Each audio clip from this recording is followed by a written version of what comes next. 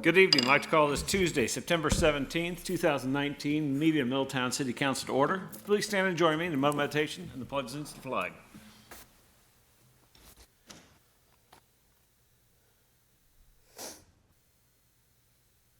Amen.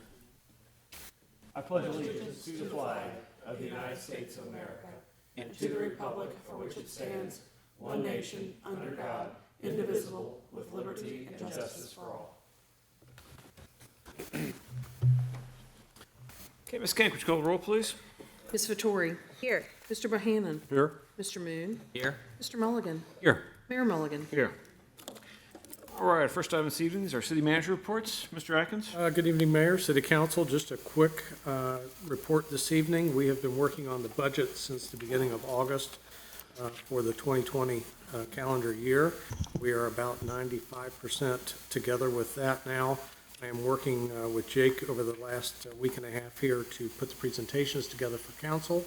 We will be rolling that out with non-public safety at the first October meeting, public safety at the second October meeting, and we'll be answering any questions, but we should have the budget book out to you by the end of the month. And we'll go through, vote in November, have it take effect in December, and be ready to spend money in January. So that's all I have, Your Honor. Very good. Any questions for Mr. Atkins? All right, I've received one comment card. I'd like to invite Mr. Charles DeMario on the podium. Good evening. If we get your name and address for the record, please.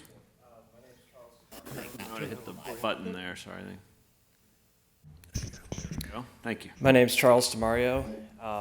My residential address is 650 East 3rd Ave in Columbus.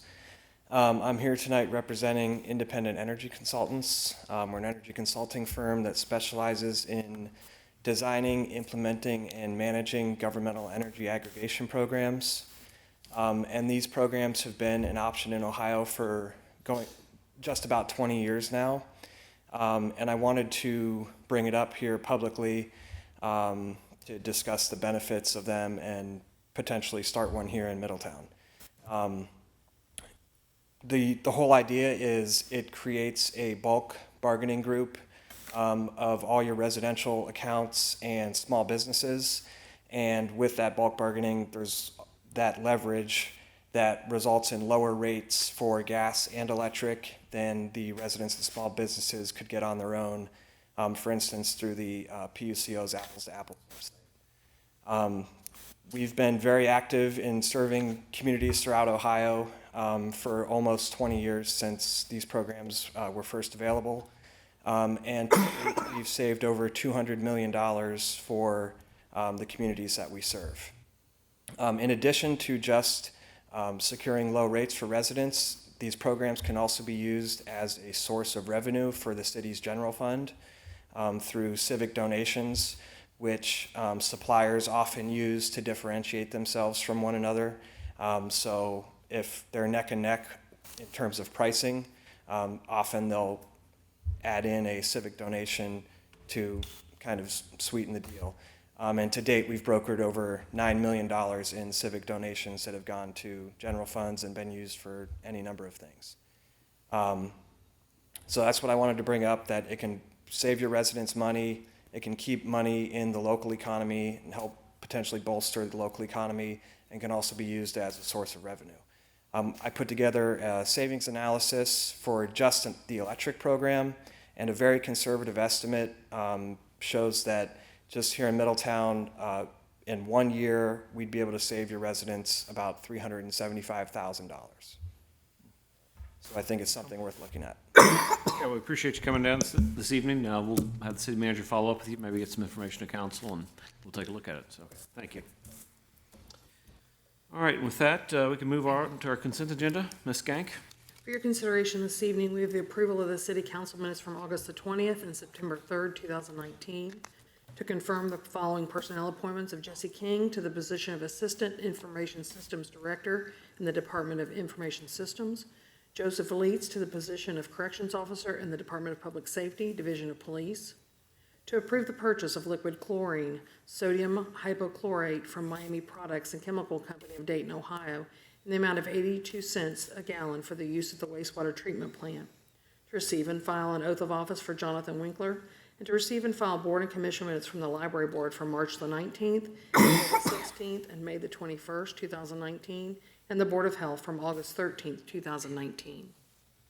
Okay, do we have a motion for the approval of the issues and actions as listed on the consent agenda? Moved. Second? Okay, Ms. Gank, would you call the roll, please? Mr. Bohannon? Yes. Mr. Moon? Yes.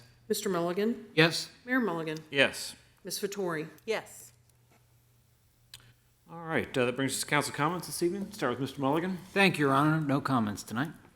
No comment, sir. All right, thank you. Ms. Vittori? Yeah, I have a couple of things I want to discuss. I've been quite active on email this week, much to the city manager's enjoyment. So I just wanted to bring a couple things up. I am again harping on traffic calming. I sent you guys, I think, snapshots of this. We had 2 incidents, I think, within 24 hours downtown again. This time it was a light pole that I think we just recently fixed from the last time it got knocked over, right at South Main and Central. There's 2 pictures. And then a semi tried to make a right, which they shouldn't have been on Central in the first place. They took out a telephone pole. They did a bunch of damage. So, you know, anecdotally, I know I am downtown often, to Mr. Atkins' point, so I think my eyes are up and out. But I know I've talked to people that have been downtown for years, and I don't think it's necessarily new. I think it might be increasing because of the traffic that's increasing downtown. But I also drive all over town all the time. I'm a mom of 3 boys, so I'm out on the east end, I'm over in the middle of town, I'm all over town, and I really constantly see incidents downtown. In the past few months, there's been a building going to a car going to Triple Moon, a car going to Reed Klopp. Across the street, the sign's gone down twice. We've had a car come up to the patio right outside Port Middletown. That seems like a lot to me. So I know we're waiting on this traffic analysis, but I know per Doug's email, it could be another year or more before we do anything. So I would just like to again see if we could consider intermediary action. I think, one, we could consider increased signage for the semis because they're going up and down Central. I sat at Triple Moon today and counted probably 4 go by in the 25 minutes I was there. Maybe more enforcement, just let's make some money. Let's put some cops at the end of Central and write some tickets on these semis that are going up and down. So I think that would be one, because a couple of the incidents have specifically been semis. And then again, I don't know, I know that it's Route 4 and it's 122, but I also know, having talked with a few other people, that when it's in a locality, that you may be able to do some things without having them do it, ODOT or OKI. So I would like to consider, again, is it some paint? Is it those yellow little cone things that come out of the ground and we start to narrow with some signage that we're narrowing some traffic down on Verity? I mean, it's a 4-lane freeway, which causes a lot of issues as people try to then turn onto a 2-way Central and First Avenue. So, and this was just to show you guys, because I know we talk about a lot, well, is it really that bad downtown? And if you look at the entire city, you can see the red over on the east end, which is the one intersection that we're addressing right now, which is Briel and Roosevelt, which I think is on the docket tonight. But really, if you look to the left, I mean, that's all downtown, which I then gave you the zoomed picture of. So this is from OKI's website. And while I know they're bad actors that cause accidents, I don't know if they just all decide to drive downtown. I think this kind of information is to be used to say perhaps it's the traffic pattern itself that's causing problems. So I don't know what needs to be done. I don't know if we need to, I don't know how to make this move forward in some sort of way, because I really don't want to wait another year, because it's been a year since I looked up the email that Councilmember Mulligan sent to DMI in May of 2018. So that's going back 16 months. And that was in response to downtown businesses who signed a petition asking for our help. And at that time, we told them that there were dollars going into a study in the 4th quarter of 18. And now it's almost the 4th quarter of 19, and we really haven't done anything. So I would like to do something. May I suggest, if you're insistent upon taking action, you do it through enforcement?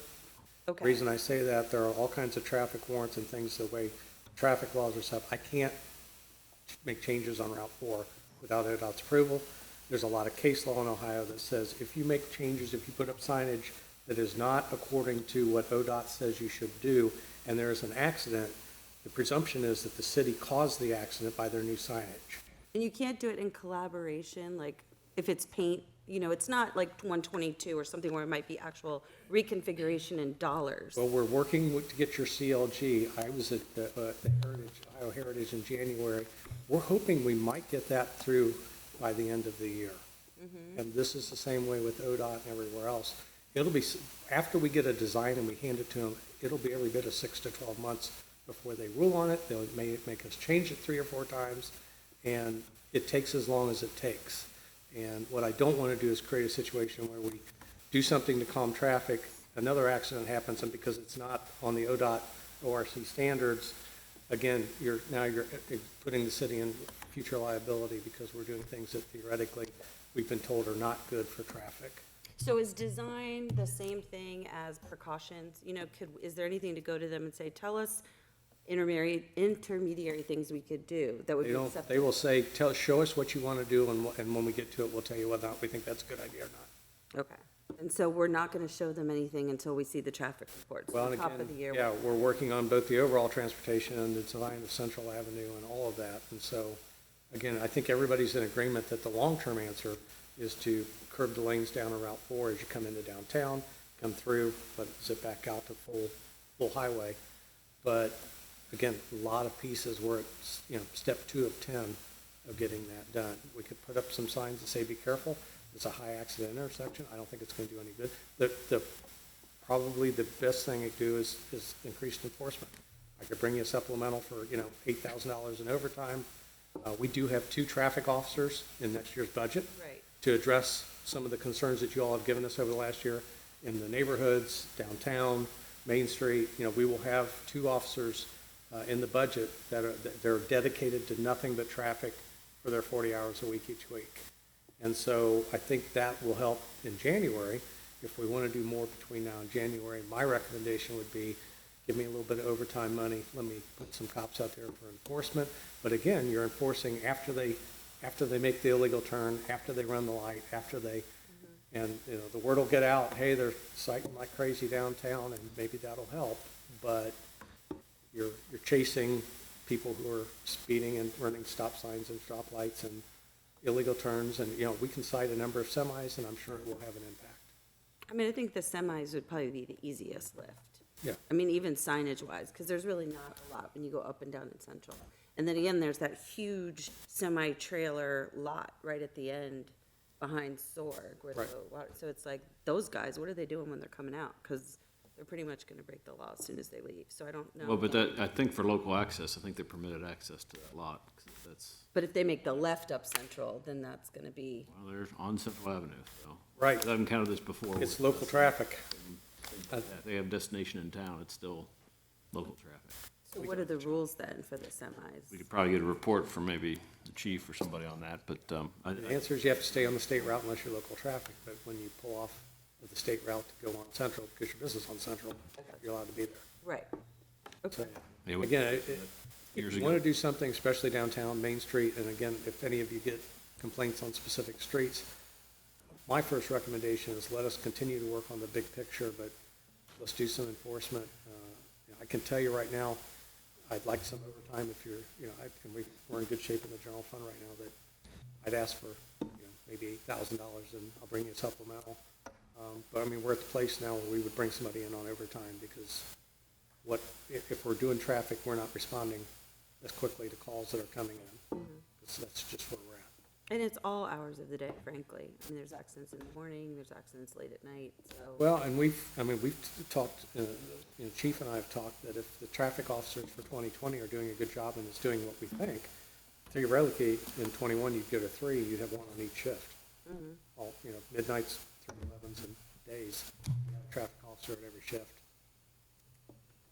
Could we also get, along with that, maybe an update on options for electronic enforcement? I know we can't necessarily send out camera-based tickets unless it's attended by an officer, but that may provide a technological solution that may provide some additional data for us to maybe target specific areas.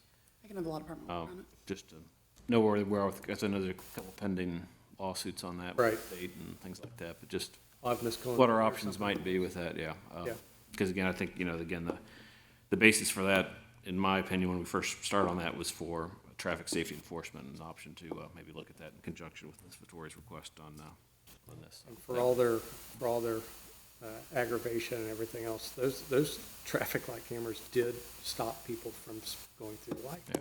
I mean, the data was pretty clear. I think Hamilton's But had good they- luck with their speeding cameras too in school zones and things like that for different areas, so.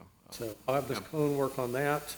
Does council have any interest in me bringing forth a small supplemental and doing some increased enforcement? Yes. Maybe I'll talk to the chief, but 7,500. You wouldn't mind, yeah. I'll have him put a budget together. Okay, anything else, Thank you. Ms. Vittori? Oh, sure. Okay, Number two, I've been emailing about a Middletown summit, and I actually sat down with Amy today at the request of Doug, who again was loving all of my emails.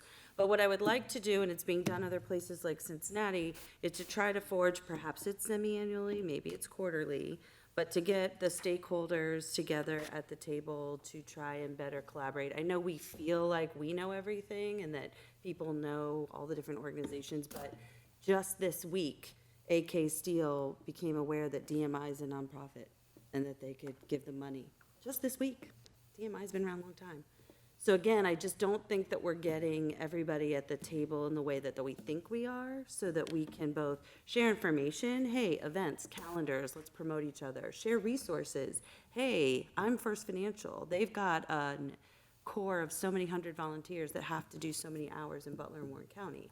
Let's hook them up with all these different organizations in town that need volunteers. It's things like that that just take a little bit of extra time and effort, and ultimately, I think, save time and effort that I'd like to try to convene. So I'd love the support of council and the city manager, but I am willing to do a lot of the work myself. I know we're all overworked and understaffed, which will be on my gravestone, as I told Amy today. But I think together we can come up with a list. So first order, Amy and I are gonna put together a list of stakeholders. If you guys have organizations that you think would be interested to be at the table, the goal is to send a save the date by the beginning of October for a date in December, because I would love to be planning for 2020. I think the goal would be to have some type of maybe a 3-hour meeting, perhaps get a moderator, so that we've got some tangible outcomes that will result from this. So I'll keep working on it with Amy and keep you guys in the loop. I would love to support in any organizations that you think would be interested, and if you guys would be interested, that would be terrific. I'd be willing to work on that with you. Thank you. I was gonna say, you may wanna reach out to Ann Mort, or I could, she was involved in a lot of that, maintaining the calendar for a number of years and contact information, a number of different organizations. Okay. Again, that was a volunteer-led effort, so I think that could be a good opportunity to maybe look for someone to take that on or do something like that. Awesome. Next, I know that we're talking about, when is the Parks Master Plan supposed to be? We haven't put it out for bid yet. Okay, so that's another year Yes. typically, okay. So I know that Smith Park has been another hot topic for me. And you. I know you love it. So I just wanted, the contract is coming up in April, so it's gonna need review in front of the Parks Master Plan, it would seem. So I'd love to get ahead of that and start looking at it now, because I know that I've been approached by people who've just had issues with being able to function at the park. And so, as I mentioned in my emails, I think it's one of our best assets. I think that in difficult times, we kind of did a shared management agreement, which we've done in the past, but I think a lot of times those aren't clear. Expectations, roles, responsibilities get a little wonky, and I think we need a real reset before we go into April of 2020. So I know that the big event is this weekend, but I'm not sure if there's a time frame, Doug, for how that new contract gets effectuated, if we could put some kind of a committee together to make sure that this next one, I think, is just more specific and perhaps has different roles and responsibilities. Is Mr. Bohannon our representative of the park board? Yes. Okay, so, might be good to have the parks maybe dig into that and work through that and make sure that's, clear with them in terms of what your Okay. concerns are and. Do we think we still need somebody else to take care of the park for us? I mean, I know that was the initial. Take care of, To take care of the park for us, because that was kind it of. has been a good partnership, because they've put tens of thousands of dollars into the park that we wouldn't have spent each year. So it's, again, if council wants to change direction, that's fine. I would tell you again that the contract, the comments you brought to me have never come to us before today, until you brought them to us. And so, 'Cause when I've we heard hear them those for things, years. when we hear those things though, and somebody says, I was at this tournament and this happened and this is who I Right. talked to, now I can go talk to the two people that you had talked to, find out exactly what happened. The contract calls out specifically what they can and can't do. You put them on notice. Whether it happened or it didn't, I can't verify, but I understand this happened. If it happens again, you would lose the right under your contract to continue to use the park. That's the way, and that's, when we get, you're so down deep in the operations that I wish you would hand that stuff off to us Right. and let us do our thing, because again, yesterday was the first time I heard about these incidents. Well, I brought it up before because there's an email chain between you and Scott and I going back from Smith Park. But if you give me the details, Right. let me go talk to those two individuals, I'll say, soccer people, this is what was reported to me that happened. Again, here's on paragraph 6 or whatever it is of the contract. I'm not You have trying to to let get these people in. involved. I'm sharing this. I would tell the other, again, anyone else, if that ever happens again, don't wait 6 months. Tell me on Monday that you tried to go this weekend to a thing and they wouldn't let you do it, and I'll take action. But I think I know Mary's had discussions with you from the Visitors Bureau, because I think you guys were supposed to have a meeting in August that then got canceled. That was much about this issue. But that's not the way it was presented. It was presented that there's been miscommunication and this and that. I need somebody to tell me, this guy talked to this guy and he was told he couldn't come to the thing. That I can take some action on. Right. Not, there was a tournament in April and something happened and it was bad, and I think this person got, I need to deal with it in April. Right. Well, I sent you the email after the lacrosse because I was there when they kicked out the truck. And that's, again, is that the soccer people or is that the lacrosse It was the people? or is concession it- people. Well, and again, kicking out the truck. that's where I need to get the details of. Right. I mean, I tried to provide as much detail as I could, so I don't want to do the job at all, but I'm given information constantly by people because I'm out and about. You should always refer them to me and tell them if I don't follow up with them, that you will come get me. No. That's how this works. Right. No, I understand, and I know that Mary's been trying, and I just feel like it's one of those things where we've been like, well, this is kind of the way it is, but it's really not. That is not at all how we want it to be. Right, because That I is want it to absolutely feel like our not what we want asset to have happen. is being And I would used. enforce that quickly and, efficiently. Okay, But you got to give it to me, and you have to give me enough, I can go talk to people and find out Right. what's going because on. I think the lacrosse tournament will happen before that new contract, so again, I'd rather get ahead of it now I agree. to make sure we're all clear about roles and I responsibilities. agree, because again, then I figure out who's going on, what's going on, I get with Nicole, when the permit comes in, we deal with it way out in front. Right. But I can't find out that, later something happened. You gotta come to me, say, I hear what you're saying, give that to Doug Atkins, and if he doesn't do it, you come back and you tell me, and Right. I'll hold him accountable. Right. Perfect, thank you.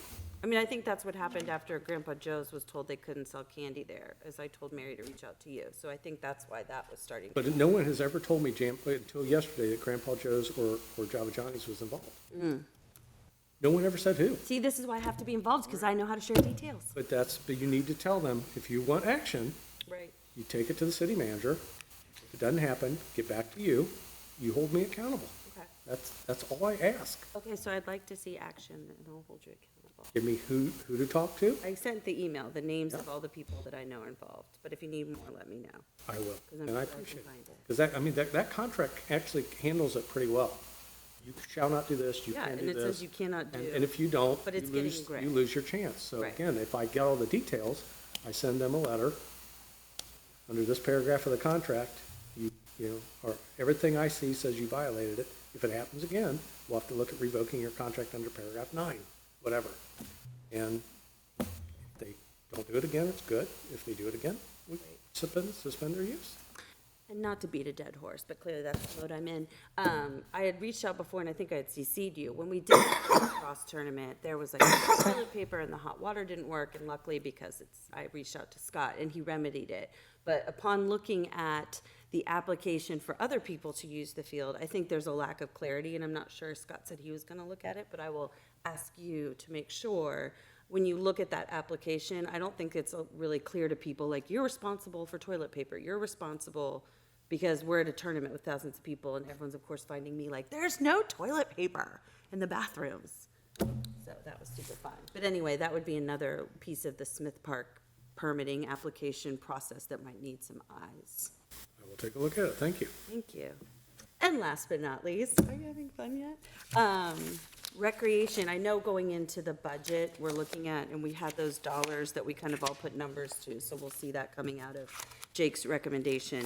But I would just like to say that second to the roads, the biggest complaint I hear in Middletown is that there's nothing to do for families, and that people are leaving town and having to spend dollars in other places, that we have kids who don't have a lot to do, and in turn are then finding themselves getting into trouble. So, as I had mentioned in prior emails as well, I think there is value into taking some time to research the option for a public-private partnership. And I don't know if there are dollars within that recreation budget that we're looking at that we could do some kind of a feasibility study, but I would like to know that we are at least trying to explore what could happen in the recreation space. Met with the Y last week. They gave me a list of about 100 different programs that I offer. I've asked them to come back with the cost to put each one on. We do have an extra, I will get the exact amount, I think it's $45,000 in the budget. And the idea would be to look at those programs, see, some of them are more health-related, some are more recreation, some are more family. And the idea is what combination of those could we put together for that $45,000 that would allow us, when we came in April or June last year, it was like, quick, let's throw 20 grand and try to do something. Right. Well, that's why I'm meeting with them now. We know we have 45 extra, I think it's 45 when the budget comes through. We have extra money in next year's budget. So that's why I've already met with them to get that list of available programs that the Y has. Again, I've asked them then for a cost to put that on. Some of them are per person. Some of them, I think they've got a diabetes screening program that they could do that's like, it's a set thing, $1,500 to put that on for a weekend or something. But I've asked them to lay all the costs out, so then we can meet with council and school board, or not council and school board, but park board, and say, okay, here's the smorgasbord, we've got about 50 grand, what types of things should we be putting on for next year? We can plan it out early, have it up and running, and hopefully more than just the summer, we can have something going out all year. So we're working on that as you speak. I love that for the short term. I just also wonder if there's like a bigger idea for 2-3 years out that might take. All you gotta do is give me cash for it. Be happy to do whatever. Well, that's you what I want was us to do. wondering, if some of the money that's extra for next year that we're putting into buckets, and there was some put into a bucket for recreation, if some of that might be used for a feasibility study to look at doing something larger in year 2-3. I mean, especially as we talk about trying to attract all these new families and all this new housing. I mean, there's the trickle-down effect of those people looking for things to be able to do. Everybody wants me to do that, I'm happy to do that. I guess I don't know how much a feasibility study would cost. Anytime you do something like that, it's somewhere around 25 or 30 grand. So I guess I'm just asking, as Jake is presenting the budget and we're moving all that extra money around, and I know you're still doing that, if we could consider maybe then 25,000 of all this extra money going into the recreation space for a feasibility study. I think the budget's a good opportunity to, look at the total. Council wants see where to do things that, fall, and we can provide some guidance to Mr. Atkins and city staff to move forward in the direction once we're going to reach consensus around the Look at budget. all the numbers. Yeah. Okay. Thank you. And it's Dog Day on Friday, so come downtown for the most fun Friday in September. Thank you. I'm done. Thank you. Vice Mayor Moon? I have nothing this evening. All right. I'll just mention, Ms. Vittori did mention Dog Days. We do have they had a Chamber Steak Fry last week. I want to congratulate the Chamber on it was a warm day, but a great time, and collaborating with Hamilton, and it was good to see some friends from down there and get together, and they did a great job at Miller, and it was a great time to support some local business. So it was good to attend that. And with that, Ms. Cohen, we can move to our legislation for this evening. Thank you, sir. Prior to starting this evening, we have a few matters asking to be considered for an emergency. So to ask for a motion to waive the charter requirements for 2 readings and 30 days to enactment regarding ordinance O 2019-50, O 2019-51, ordinance O 2019-52, resolution R 2019-28, and resolution R 2019-29. I move to waive the charter provision requiring readings on 2 separate days and to declare the previously read resolutions and ordinances an emergency and read one time only. So moved. Okay, we have our motion, our second. Ms. Skank, would you call the roll, please? Mr. Moon. Yes. Mr. Mulligan. Yes. Mayor Mulligan. Yes. Mr. Bohannon. Yes. Ms. Vittori. Yes. First matter is ordinance O 2019-50, an ordinance enacting and adopting the 2019 supplement S12 to the codified ordinances of the city of Middletown, Ohio, and declaring an emergency. Okay, do we have a motion to adopt? So moved. Second? Okay, I know we had a presentation on this before. Any other questions or comments? Any add, Mr. Atkins? Nothing, Your Honor, thank you. All right. Ms. Kank, would you call the roll, please? Mr. Mulligan, Yes. Mayor Mulligan, Yes. Ms. Vettori, Yes. Mr. Bohannon, Yes. Mr. Moon, Yes. The next matter is ordinance O 2019-51, an ordinance authorizing a collective bargaining agreement with AFSCME Local 856, the Public Works Unit, for July 1, 2019 through and including June 30th, 2022, and declaring an emergency. Okay, do we have a motion to adopt? So moved. Second? Okay, we also had some brief discussions on this. Anything to add, Mr. Atkins? No, thank you, Your Honor. Okay, any other questions or comments from council? Okay, Ms. Kank, would you call the roll, please? Mayor Mulligan, Yes. Ms. Vettori, Yes. Mr. Bohannon, Yes. Mr. Moon, Yes. Mr. Mulligan, Yes. Next matter is ordinance O 2019-52, an ordinance authorizing the city manager to enter into a contract with the lowest cost supplier for the purchase of natural gas supply by the city of Middletown beginning September 21, 2019, and declaring an emergency. Okay, do we have a motion to adopt? So moved. Second? Okay, we had a presentation on this as well. Any other questions or comments from council? Mr. Atkins, nothing to add? Nothing to add, Your Honor. Okay, Ms. Kank, would you call the roll, please? Ms. Vettori, Yes. Mr. Bohannon, Yes. Mr. Moon, Yes. Mr. Mulligan, Yes. Mayor Mulligan, Yes. Fourth matter this evening is ordinance number O 2019-53, an ordinance authorizing the city manager to enter into a contract with the Ohio Department of Transportation for safety improvements to the intersection of State Route 122 and Brill Boulevard, here for a second reading. Okay, do we have a motion to adopt? Second? That was a presentation as well. Any other questions or comments from council? Okay, Mr. Atkins, anything to add? Nothing, Your Honor, thank you. Thank you. Ms. Kank, would you call the roll, please? Mr. Bohannon, Yes. Mr. Moon, Yes. Mr. Mulligan, Yes. Mayor Mulligan, Yes. Ms. Vettori, Yes. Fifth matter this evening is Resolution R 2019-28, a resolution authorizing the city manager to apply, the city manager to apply for a grant and to enter into a grant agreement with the Ohio Department of Transportation, Office of Aviation, for the remediation of the runway safety area at the Middletown Regional Airport and declaring an emergency. Okay, do we have a motion to adopt? So moved. Second? Mr. Atkins? Yes, Your Honor. The next two resolutions, this one and 29, regards the airport. Matt Eisenbraun's been at work getting us additional money to remediate problems at the airport. The runway safety area has been granted, and that's, I believe, the first one on 28. It's a total of $626,000. City matches only 5% or $31,000. This is to start remediation of the lime pond at the end of the runway. The second one, for Resolution 2019-29, is for $82,000. That's the rehabilitation of runway markings. Again, our city match at 5% is only $4,100. We already have that in the capital budget. We are asking for emergency passage of both of these. The weather conditions will interfere with the painting of the safety markings, and the consultant is also, we already have the runway scheduled to be closed for some lighting repairs, and this would all be done at the same time. So we would ask for emergency passage of both the next two ordinances. Okay, thank you. Any questions for Mr. Atkins?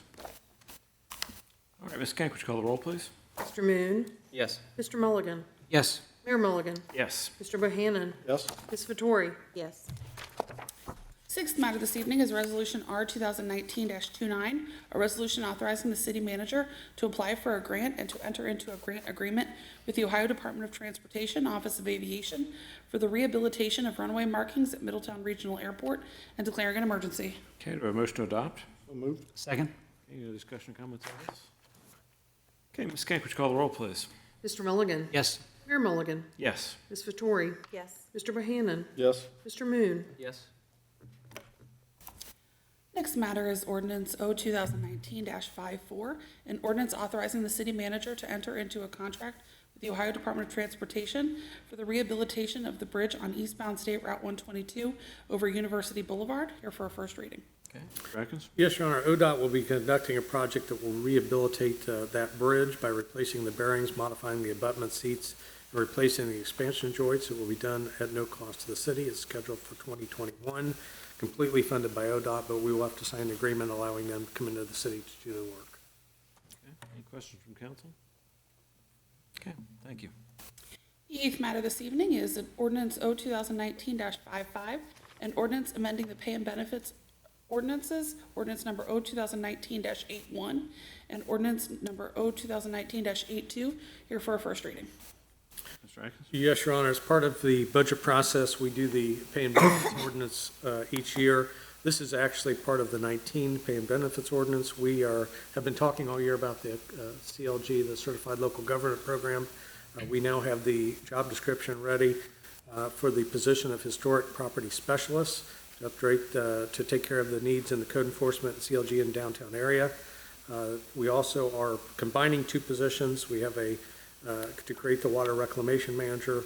It's an operational consolidation. We did have a manager of wastewater treatment and a separate contractor to handle pretreatment duties.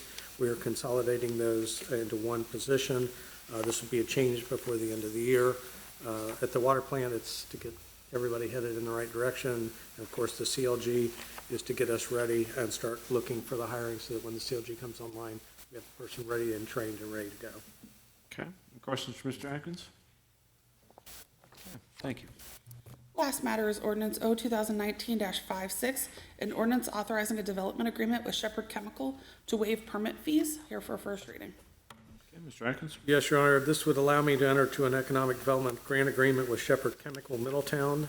They are expanding their offices and adding an additional $2 million in investment to expand quality assurance laboratories and office space, retaining 24 jobs and adding 3 to 5 new jobs.